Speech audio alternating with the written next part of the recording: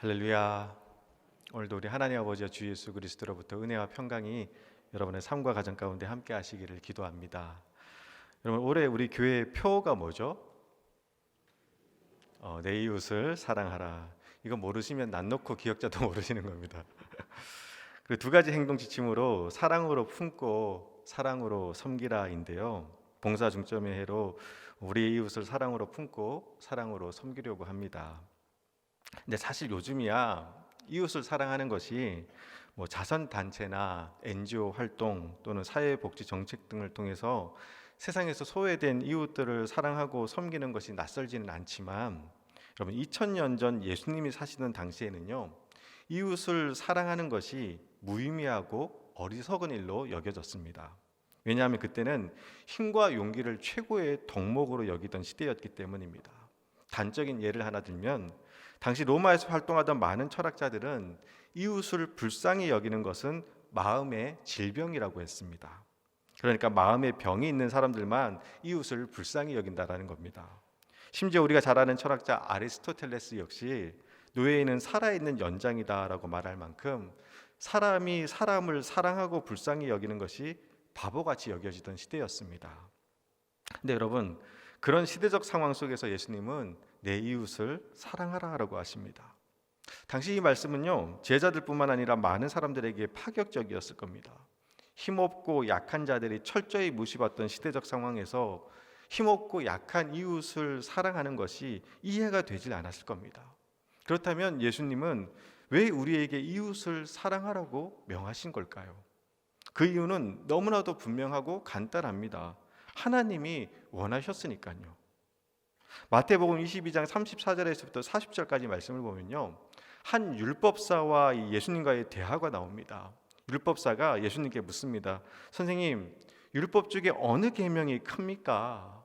즉 613가지가 넘는 그 수많은 율법의 계명들 중에 어떤 계명이 가장 크냐라는 겁니다. 이 물음에 예수님께서 답하십니다. 마태복음 22장 37절에서부터 40절까지 말씀입니다. 우리 화면을 참고해서 같이 한 목소리를 읽도록 하겠습니다.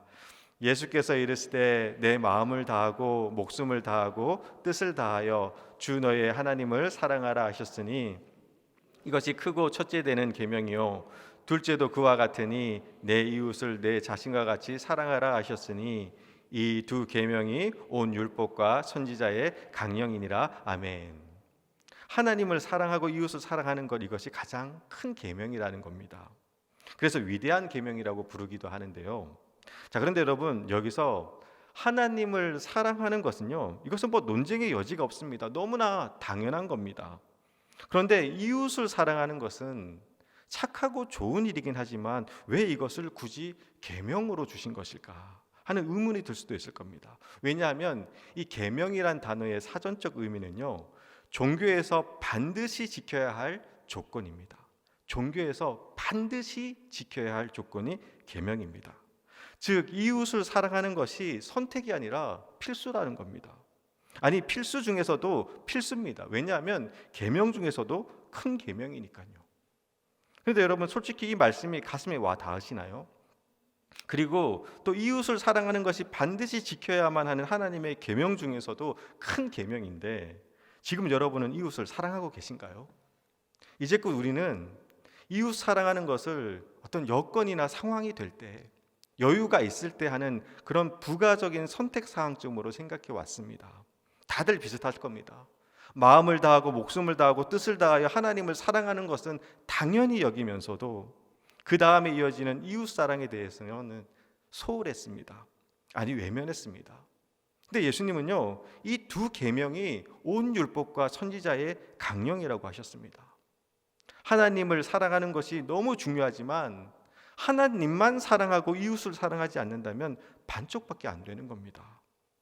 하지만 그럼에도 불구하고 이웃을 사랑하는 것은요, 그냥 오늘 못하면 내일로 미루는 부담스러운 숙제 같고, 또 내 이웃은 나를 안 사랑하는데 왜 나는 예수님을 믿는다는 이유만으로 이웃을 사랑해야만 하는지 그 이유가 납득되지 않으시는 분도 계실 겁니다. 그래서 준비했습니다. 왜 우리가 이웃을 사랑해야 되는지, 아니 왜 사랑해야만 하는지, 그리고 그 근거가 되는 말씀이 바로 오늘 우리가 함께 읽은 본문 말씀입니다. 오늘 말씀은 예수님의 산상수훈 중에서도 우리가 팔복으로 잘 알고 있는 말씀 중에 5번째 복에 해당되는 말씀입니다. 우리 다시 한번 읽겠습니다. 마태복음 5장 7절 말씀입니다. 긍휼히 여기는 자는 복이 있나니 그들이 긍휼히 여김을 받을 것이미요. 아멘. 너무나 유명한 말씀이라 다들 알고 계실 겁니다. 개역 개정판에서는 이렇게 번역하고 대부분 다 이렇게 말씀을 알고 있지만 사실 여러분 이 본문을 원어인 헬라어로 직역을 하면요 이렇습니다. 제가 읽어드릴게요. 복되도다 긍휼히 여기는 자들이요 그들이 긍휼히 여김을 받을 것이기 때문입니다. 또 새한글 성경에서는 이렇게 번역을 합니다. 복이 있습니다. 불쌍히 여기는 사람들은 그들이 불쌍히 여김을 받을 테니까요.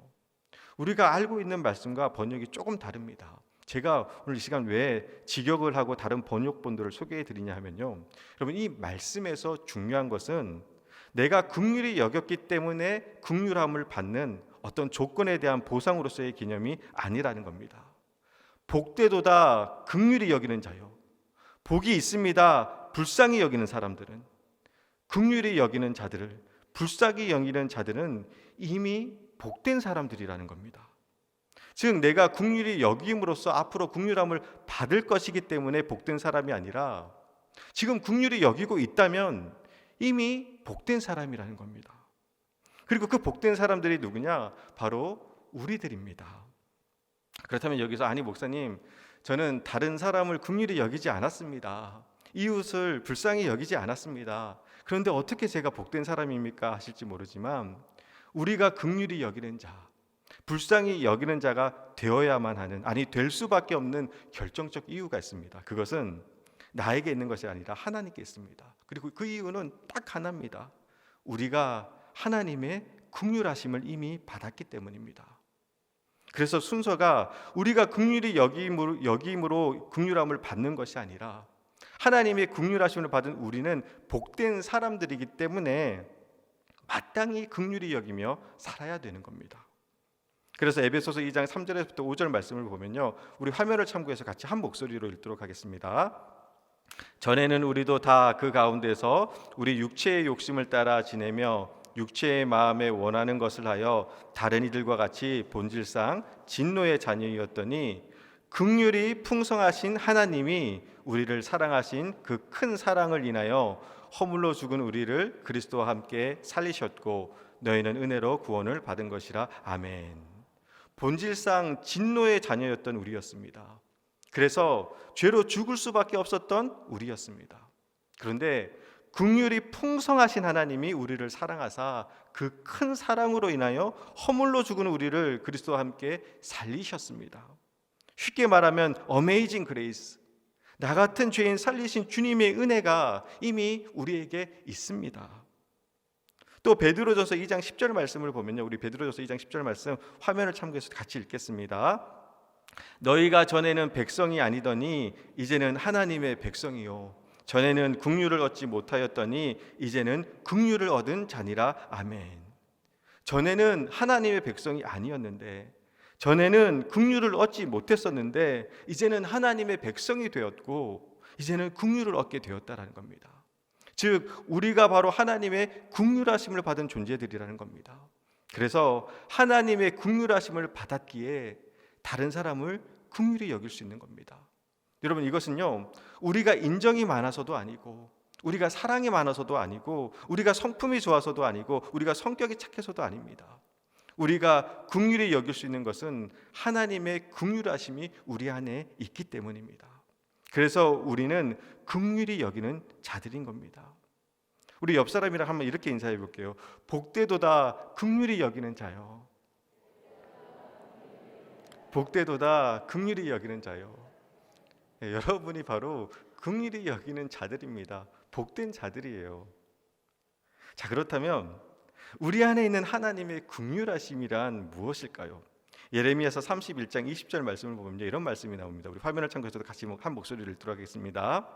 에브라임은 나의 사랑하는 아들, 기뻐하는 자식이 아니냐. 내가 그를 책망하여 말할 때마다 깊이 생각하노라. 그를 위하여 내 창자가 들끓으니 내가 반드시 그를 불쌍히 여기리라. 여호와의 말씀이니라. 아멘. 여러분, 이 말씀은요, 주님을 배신하고 패역한 이스라엘 향해 선지자 예레미야를 통해 주신 하나님의 말씀입니다. 여기서 에브라임이라는 것은요, 한 지파를 가리키는 것이 아니라 북이스라엘 전체를 가리키는 것인데요, 하나님을 배신하고 부정한 이스라엘, 그런 이스라엘을 향한 하나님의 말씀입니다. 그런데 뭐라고 하시냐 하면요, 에브라임은 나의 사랑하는 아들, 기뻐하는 자식이 아니냐, 내가 그를 책망할 때마다 깊이 생각하노라.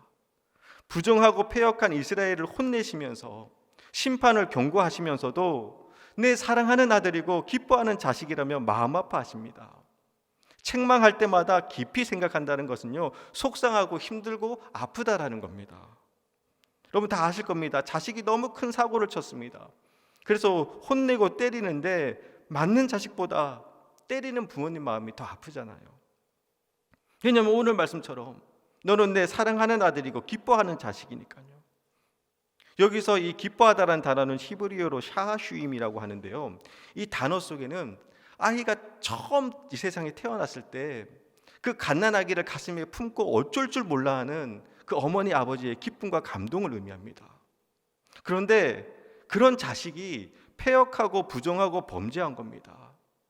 그러면서 이어지는 말씀이 그러므로 그를 위하여 내 창자가 들끓으니 내가 반드시 그를 불쌍히 여기리라, 여호와의 말씀이니라. 아멘. 그 패역한 자식의 모습을 보면서 내 창자가 들끓는다는 겁니다. 애간장이 타들어간다라는 겁니다. 그런데 심판하고 멸망시키는 것이 아니라 내가 반드시 그를 불쌍히 여기리라 라고 말씀하십니다.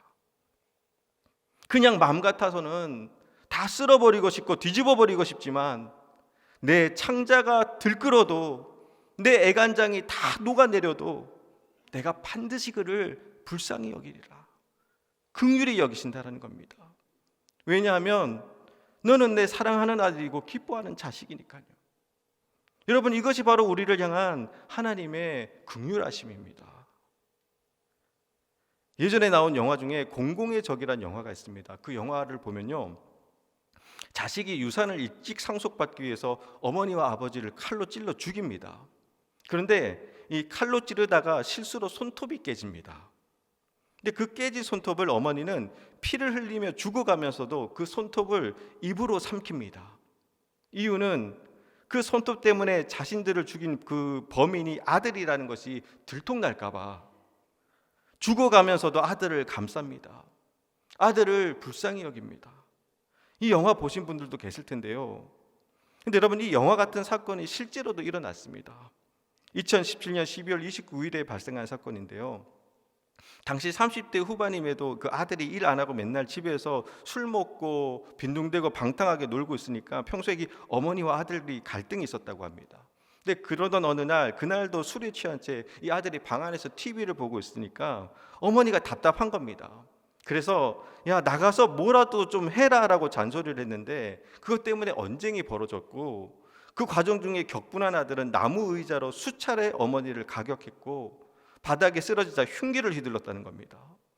그러다가 어머니가 피 흘리며 쓰러진 것을 보고서야 정신이 든 겁니다. 그래서 도망쳐야겠다는 생각에 허겁지겁 집을 나서는데 죽어가는 자신을 버리고 도망치는 아들에게 어머니가 한 마지막 말이 옷 갈아입고 가라였습니다. 옷 갈아입고 가라. 지금 입고 있는 옷에 피가 묻어 있으니까 그 옷 입고 도망가면 얼마 못 가, 잡힌다. 그러니까 옷 갈아입고 도망가라. 제가 이 사건 기사를 읽으면서 내 창자가 들끓어도 내 애간장이 다 녹아내려도 내가 너를 반드시 불쌍히 여길 것이라는 그 주님의 마음이, 주님의 긍휼하심이 막 느껴지는 겁니다. 배신하고 속이고 심지어 자신을 죽여도 너는 내 사랑하는 아들이고 기뻐하는 자식이 아니냐 하며 끝까지 품고 사랑하는 겁니다. 이것이 바로 우리를 향한 주님의 긍휼하심입니다. 배신과 모함과 비난과 조롱 속에 십자가에 매달려 그 처절한 고통 속에서 죽어가시면서도 하나님 아버지, 저들을 심판해 주세요, 하나님 아버지, 저들을 벌 주세요가 아니라 아버지, 저들을 용서하여 주옵소서, 자기들이 하는 것을 알지 못함이니다라고 말씀하신 예수님의 마음, 여러분, 이것이 바로 우리를 향한 주님의 긍휼입니다.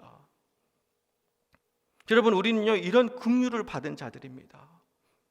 그리고 그렇게 긍휼함을 받은 우리를 향해서 주님이 주신 계명이 바로 이웃을 사랑하라는 겁니다. 내가 너를 긍휼히 여긴 것처럼 너도 이웃을 긍휼히 여기며 살아가라라는 겁니다. 자, 그렇다면 여러분, 여기서 긍휼히 여기며 산다라는 것은 무엇일까요? 오늘 본문 말씀에서 긍휼히 여기다라는 단어는 헬라어로 엘레모네스라고 하는데요, 이것은 다른 사람의 아픔을 공감하는 겁니다. 그런데 이 공감하는 것으로 끝나는 것이 아니라 그것을 넘어서 다른 사람들의 필요를 다루는 행동의 반응을 묘사합니다. 즉, 긍휼히 여긴다는 것은요, 다른 사람의 아픔을 공감하며 행동한다라는 겁니다. 그래서 헨리 나우엔이 쓴 긍휼이라는 책에 보면 긍휼에 대해서 이렇게 설명합니다. 긍휼은 우리에게 비참한 상태에 있는 사람들과 함께 울부짖고 외로운 사람들과 함께 슬퍼하며 눈물 흘린 자들과 함께 울라고 도전한다. 쉽게 말하면 마음으로 공감하는 것으로 끝나는 것이 아니라 그들이 있는 곳으로 가라는 겁니다. 가서 그들과 함께 슬퍼하고 울부짖으라는 겁니다. 그래서 여러분, 긍휼은요, 쉬운 것이 아닙니다. 그저 불쌍하다고, 안 됐다고 동정하는 것은 쉽습니다. 하지만 긍휼은 불쌍하다고 여기는 것에서 멈추는 것이 아니라 그들과 함께 아파하며 그들을 돕고 그들의 눈물을 닦아주며 그들과 함께 울 수 있는 겁니다. 그래서 여러분, 영어로 그 긍휼이란 단어를 compassion이라고 하는데요, 이 compassion의 의미는 함께 고통받다라는 겁니다. 아파하는 사람을 바라보면서 아픈 것 보니 불쌍하다고 넘어가는 것이 아니라 너가 아픈 것을 보니 나도 아프다가 긍휼입니다. 그래서 함께 아파하는 것, 그것이 바로 긍휼입니다. 하워드 밴드웰 목사님이 쓰신 살며 사랑하며라는 책에 보면요, 이런 이야기가 나옵니다. 운동장에 아이들이 모여 있는데요, 무리 가운데 한 남자아이가 웅크리면서 울고 있는 겁니다. 그래서 선생님이 다가와서 무슨 일이냐고 묻자 한 어린 여자아이가 이렇게 답했다고 합니다. 선생님, 지미가 배가 아파서 우리도 배가 아파요.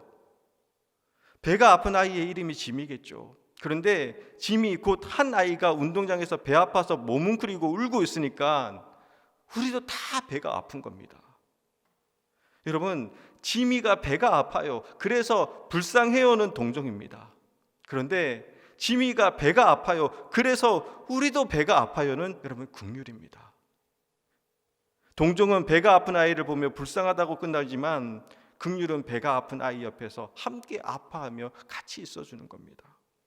긍휼은 머리에서 고난 당했구나라고 아는 것에 머무는 것이 아니라 또 가슴에서 불쌍하다고 안타까워하는 것으로 끝나는 것이 아니라 그를 돕든지 아니면 도울 수 없다면 함께 울든지 그것이 무엇이 되었든 그를 위해서 행동하는 겁니다. 여러분, 예수님께서 이웃을 사랑하라는 계명을 주신 이후에 이어서 나오는 말씀이 있습니다. 여러분, 그것은 우리가 너무나 잘 아는 선한 사마리아 이야기입니다. 누가복음 10장 우리 30절부터 34절 말씀입니다. 우리 같이 한 목소리로 읽어보도록 하겠습니다. 예수께서 대답하여 이르시되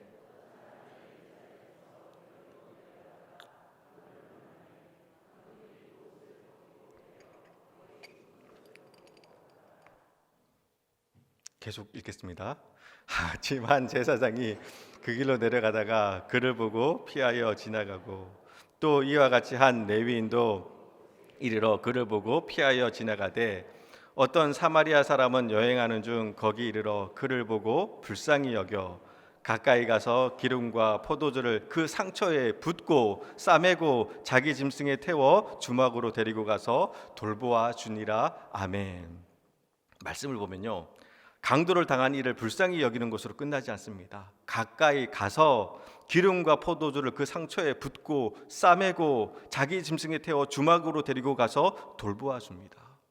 여러분, 이처럼요, 긍휼에는 행동이 동반됩니다. 그냥 불쌍하다고 동정하는 것으로 끝나는 것이 아니라 그를 위해서 마음과 시간과 물질을 헌신합니다. 근데 여러분, 이제껏 우리의 모습은 어땠나요? 강도 만난 사람들 보고 고난과 아픔 가운데 있는 사람들 보고 그를 보고 피하여 지나가되 그를 보고 불쌍히는 여기지만 가는 길이 바빠서 그냥 지나가고 이제껏 우리의 모습이 제사장과 레위인 같지는 않았을까요? 근데 여러분, 선한 사마리아 이야기를 다 하신 후에 예수님이 뭐라고 한 줄 아세요? 누가복음 10장 37절 말씀입니다. 제가 읽어드릴게요. 예수께서 이르시되 가서 너도 이와 같이 하라 하시니라. 아멘. 가서 너도 이와 같이 하라 하시니라. 이것이 우리를 향한 주님의 명령입니다. 자, 그런데 여러분, 솔직히 우리는 불쌍히 여기는데 잘 움직이지는 않잖아요. 마음은 있는데 어디서부터 어떻게 해야 할지 막연하잖아요. 그래서 여러분, 올해 특별히 준비했습니다. 그 이름도 찬란한 중앙봉사단. 하나님의 긍휼하심을 받은 우리들이 긍휼히 여기는 복된 자들이 되어서 움직이는 겁니다. 행동하는 겁니다. 그냥 불쌍히 여기는 것으로 끝나는 것이 아니라 기름과 포도주를 그 상처에 붓고 싸매주는 겁니다. 가서 너도 이와 같이 하라. 예수님의 말씀입니다. 그래서 저는요, 그냥 하기 싫어도 우리 교회 모든 성도님들이 다 봉사단에 가입했으면 좋겠습니다. 지금 한 100명 정도 신청하셨는데 그냥 마음 같아서는 한 1000명 정도 되셨으면 좋겠어요. 그럼 그리스도인에게 봉사는 선택이 아니라 필수입니다. 그래서 사랑이 필요한 곳에, 긍휼이 필요한 곳에, 도움이 필요한 곳에, 섬김이 필요한 곳에, 같이 울어줄 사람이 필요한 곳에, 같이 아파해줄 사람이 필요한 곳에 우리 중앙봉사단이 있었으면 좋겠습니다. 그래서 봉사단은요, 나이 제한이 없습니다. 아이도 괜찮고 어른도 괜찮습니다. 아니, 오히려 혹시 연약하고 아프고 상처가 많으신가요? 그렇다면 여러분 꼭 봉사단에 가입하세요. 여러분 그거 아세요? 하나님이 우리의 삶 가운데 상처를 주신 것은, 아픔을 주신 것은요, 그 아픔으로, 그 가난한 심령으로 다른 상처난 이웃의 그 마음을 진심으로 보듬어 주기 위해 아프게도 하셨고 힘들게도 하신 겁니다. 내 상처가 불평과 원망의 이유가 아니라 사명이 될 수 있는 겁니다. 자식 잃은 부모의 그 심장 찢어지는 아픔은요, 똑같은 자식을 잃어본 사람만이 알 수가 있습니다. 가슴에 새겨진 그 상처가 오히려 사명이 될 수가 있는 겁니다. 부도 나서 하루아침에 길거리에 나앉은 그 비통함은요, 똑같이 망해본 사람만이 알 수가 있습니다. 그 절망감은 후회가 아니라 사명이 될 수도 있는 겁니다. 아픔을 겪어봤기 때문에 내 주위에 있는 나처럼 아파하는 이웃을 그냥 못 보겠는 겁니다. 그래서 그 옆에 가서 안아주며 같이 울어주며, 나도 그렇게 많이 아팠어. 심장이 찢어지는 것 같이 너무 아파서 죽을 것 같았는데, 그런데 예수 보니까 살겠더라. 나도 그렇게 절망했었어. 그래도 예수 보니까 소망이 생기더라. 우리 예수님 앞에 같이 나가자라고 말하며 그들에게 천국을 소개하는 것, 여러분 그것이 바로 긍휼히 여기는 자라는 겁니다. 여러분 상처가 없어야 다른 사람을 사랑하고 섬길 수 있는 것이 아닙니다. 오히려 내가 받은 그 지독한 아픔이 남들의 아픔을 품어줄 수 있는 사명이 된다는 사실을 기억하시길 바랍니다. 내 아픔 끌어안고 다른 사람의 상처를 보듬어 주는 것, 이것이 바로 머리가 아닌 몸으로 하나님을 사랑하는 사람들의 이야기입니다. 제가 이번에 봉사 단원을 모집하면서 느끼는 것은요, 많은 사람들이 봉사는 마음의 준비가 되고 여유가 있고 환경과 상황이 될 때 하는 것이라고 생각합니다. 근데 여러분 아닙니다.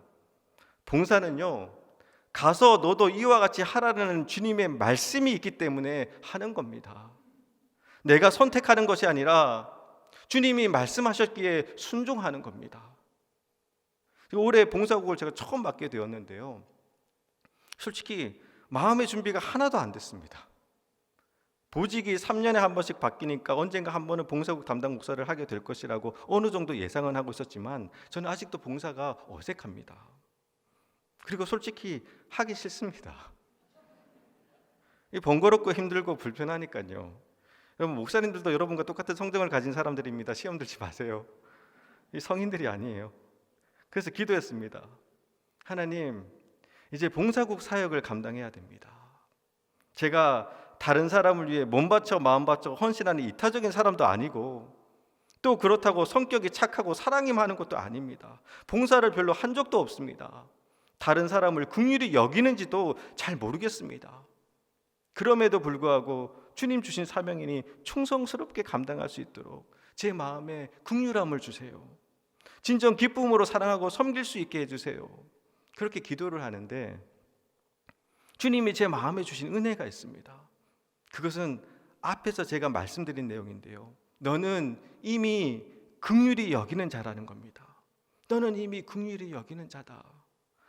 그러면서 지금까지 제 삶의 궤적들을 보여주시는데, 여러분 용서하고 들으세요. 제가 되게 사랑이 많은 사람이었더라고요. 용서하고 들으세요. 제가 보기보다 더 엄청 사랑과 헌신의 사람이었습니다.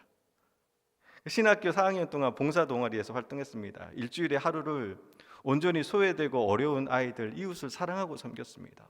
주말에는 교회 사역을 하고 평일 하루는 온전히 봉사활동을 하다 보니까 실제로 쉴 시간이 별로 없었습니다. 또 신학교를 졸업하고 1년 동안 항암 투병 중인 목사님을 대신해서 사례비도 안 받고 이 목사 진급 과정 다 포기한 채 개척교회를 섬겼습니다. 손해보는 거 싫어하고 손익 계산이 빠른 제가 어떻게 이렇게 무모하게 사랑할 수 있었을까? 섬길 수 있었을까? 지금 와서 다시 생각해봐도 이해가 안 됩니다. 그때 왜 그랬을까? 왜 다 포기하고 내려놨을까? 그렇게 기도하는 중에 주님이 주신 마음은요, 딱 하나입니다. 주님 사랑해서, 제가 사랑이 많아서도 아니고 제가 성격이 착해서도 아닙니다. 딱 하나, 주님의 긍휼하심을 받았기 때문에, 나 같은 죄인 살리신 주님의 은혜가 너무 커서 늘 배반하고 실망시켜드리고 넘어져도 끝까지 저를 불쌍히 여겨주시는 하나님께 받은 그 긍휼함이 너무 커서, 저기 아파하는 애들 가서 목욕시켜주라고 하시니까, 저기 목회자가 없어서 예배 못 드리는 교회 가서 예배 인도하라고 하시니까 그 주님의 말씀을 거절할 수가 없었던 겁니다. 여러분, 봉사는요, 사랑이 많고 착하고 헌신적인 사람이 하는 게 아닙니다. 봉사는 주님을 사랑하는 사람들이 하는 겁니다. 왜냐하면 내가 사랑하는 주님이 내 이웃을 사랑하라고 하셨으니까요. 그리고 그렇게 이웃을 사랑하라고 명하신 것은 주님은 우리가 복되게 살기를 원하시기 때문입니다. 복되도다 긍휼히 여기는 자요, 그들이 긍휼히 여김을 받을 것이기 때문입니다. 여러분, 우리가 바로 긍휼히 여기는 자임을 잊지 마시고 우리에게 주신 그 하나님의 긍휼로 우리의 이웃을 긍휼히 여기며 살아가는 그런 복된 자들이 되시기를 주님의 이름으로 축원합니다.